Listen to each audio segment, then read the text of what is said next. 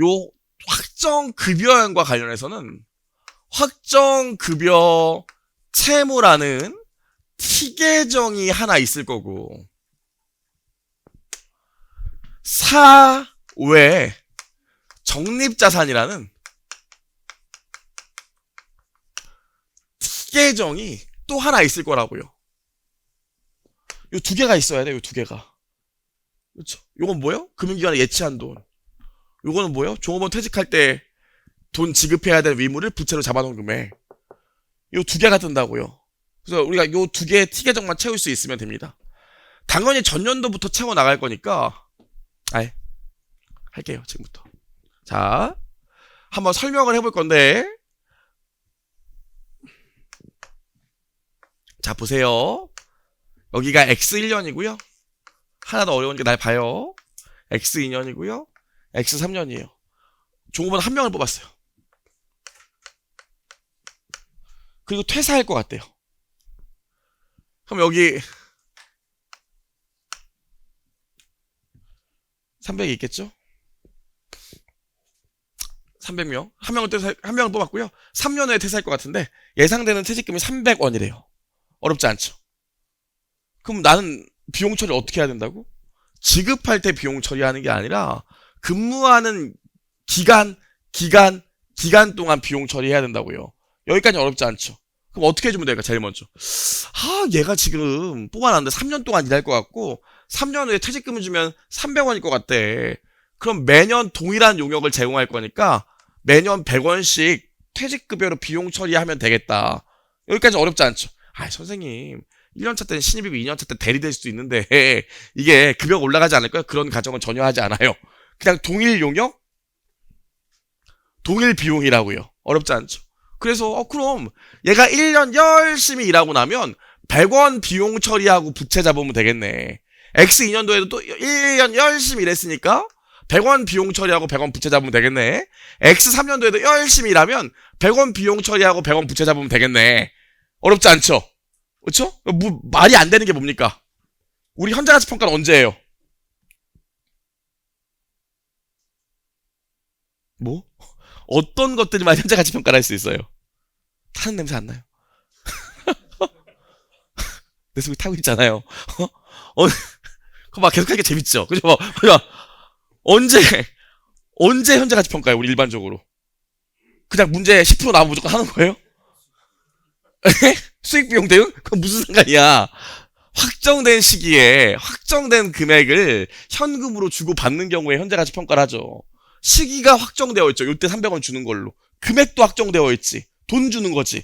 그럼 현재가치평가를 해야 된다고요. 그럼 이때 비용 처리하지만 실제 요 비용 처리하는 거에 대해서 부채 잡고 돈은 2년 후에 나가기 때문에 어떻게 하면 돼? 요걸 현재가치평가 해줘야 된다고요. 만약에 적절한 할인율이 10%라면 1.1에 2승 해줘야겠지. 왜? 지금 비용 처리하고 2년 후에 100원 돈 주는 거니까 100원을 10%의 이자율로 2년 현재가치 해야 될 거 아닙니까? 이해할 수 있겠지. 지금 돈 100원 주는 게 아니라 2년 후에 준다는데 이 시점에는 이해하시겠죠? 따라오시죠? 얘는 어떻게 돼? 지금 돈 주는 게 아니라 비용이랑 부채는 지금 잡지만 1년 후에 돈을 주는 거기 때문에 얘는 나누기 1.1 한 금액을 현재가치로 잡아야겠죠.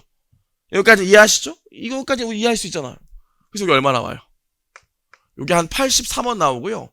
얘가 91원 나온다고요. X3년도에는 이때 비용 처리하고 이때 돈 줄 거니까 그냥 100원으로 처리하면 되겠지. 여기까지 괜찮죠? 좋아. 그럼 확정급여 채무만 생각해 본다면 X1년 말에 회사는 어떤 액에 처리를 하겠어요?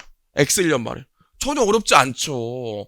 아무튼 얘가 1년 동안 일했기 때문에 그거에 대해서 퇴직금도 수익과 비용을 대응시켜서 미리 비용 처리하자는 거니까 퇴직급여로 100원이 아니라 현재가치평가 한 83원 잡고 배정이 기니까 짜줄여 쓸게요. 확정급여 채무로 83원 기재할 거라고요. 여기까지 괜찮죠? 그리고 확정급여 채무에 대한 회계 처리는 X1년도에 아무것도 안 한지 할 게 없으니까 X1년도에는 얘 직원 뽑아놓고 1년 동안 일했으니까 일한 거에 대해서 미리 퇴직급여 잡고 확정급여 채무만 잡아놓으면 된다고요. 단 어떤 금액으로? 현재가치로. 왜? 확정된 금액을 나중에 줄 거니까. 확정된 시기에. 따라오시죠 여기까지는? 여기까지 이해 가죠? 그냥 가야 돼. 자, 여기까지요. 이런 걸 뭐라고 그러냐면 근무 원가라고 해요.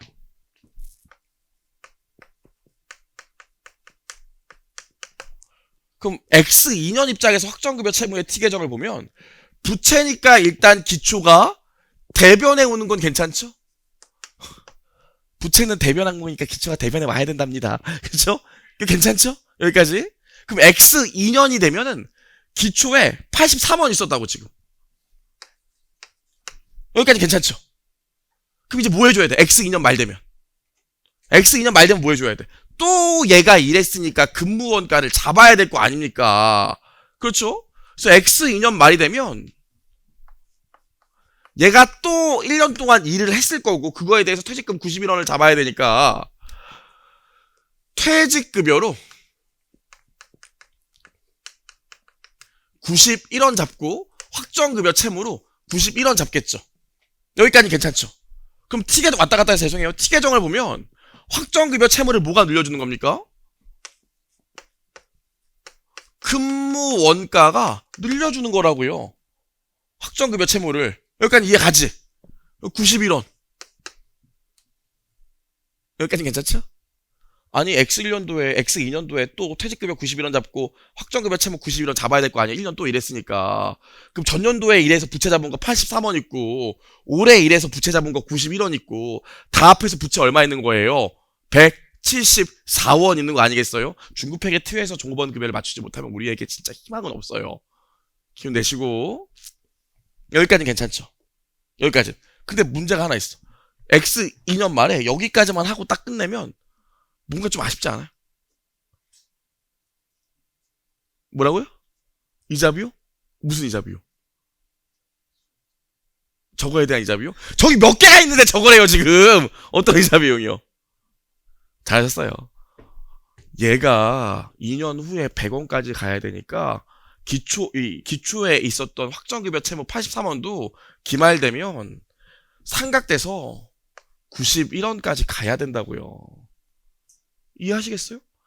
이때 잡아놨던 확정급여 채무도 2년 후엔 현금 100원으로 가야 된다니까요? 2년 후에 확정급여 채무 100원이 돼야 된다니까? 상각이 돼야 될 거 아닙니까? 그럼 당연히 얘를 상각해주려면 어떻게 하면 돼?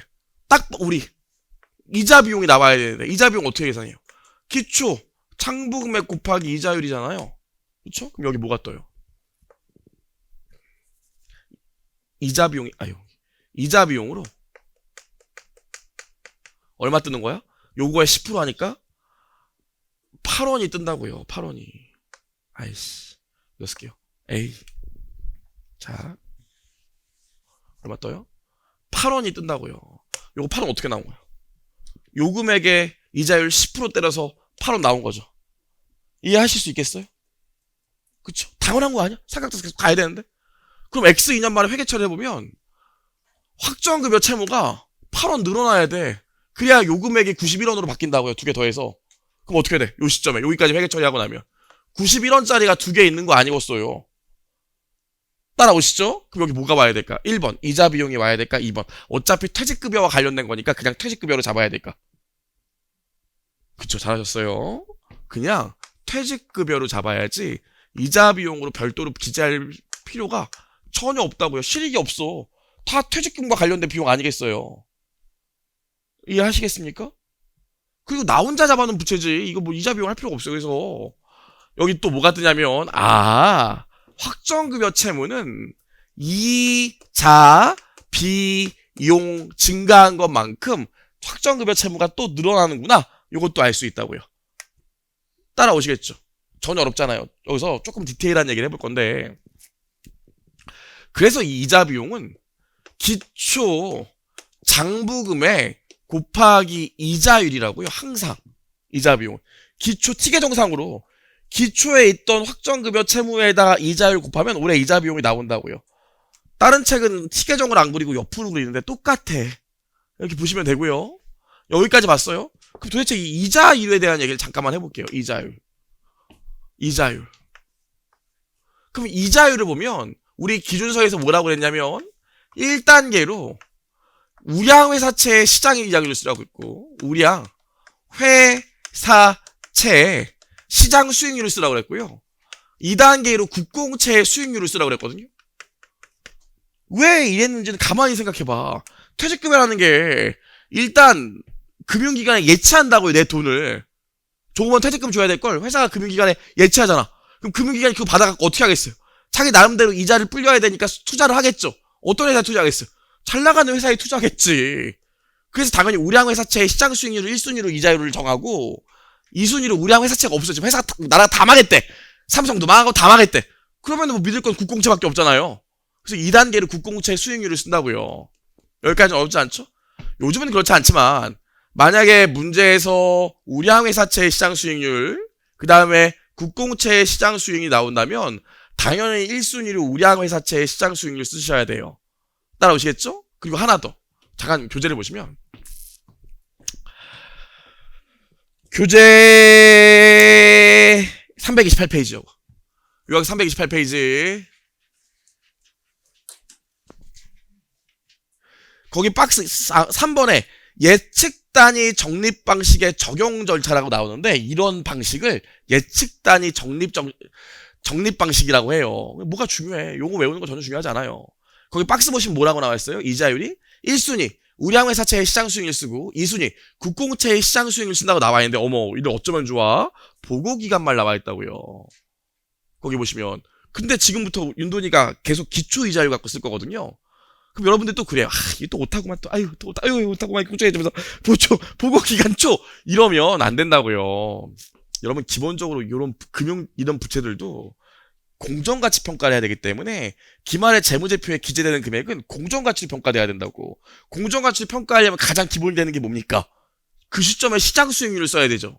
그래서 여기서 얘기하는 보고기간말 이자율을 써야 되는 건 기말 재무제표에 꽂히는 공정가치 얘기하는 거라고요. 하지만 기본적으로 우리 지금 이거 뭐 해주는 거야?